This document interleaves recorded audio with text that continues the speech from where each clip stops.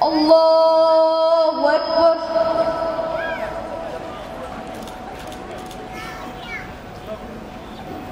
Allahu Ekber.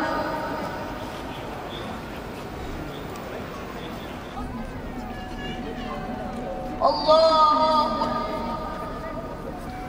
Esselamu Aleyküm ve Rahmetullah.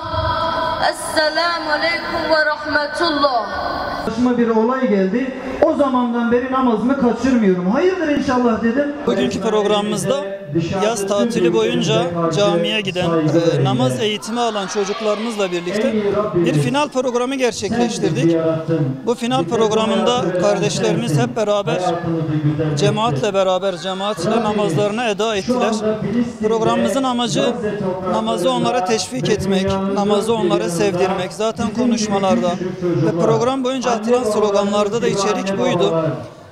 Duamız, amacımız o ki namazını dosdoğru kılan, namazı terk etmeyen bir nesil yetiştirmek inşallah.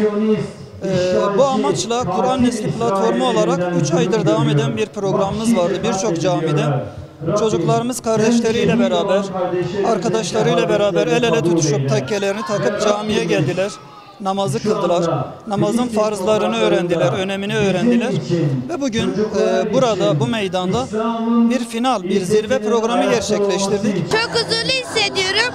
Çünkü namaz kıldığında insanın içine huzur geliyor, güven geliyor. Allah'la iletişimi geliyor.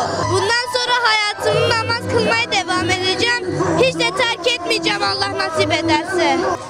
Bugün çok mutluydum. Böyle her şeyi yaşadım. Mesela mutluluğum. Allah'a sevgimi çoğaldım.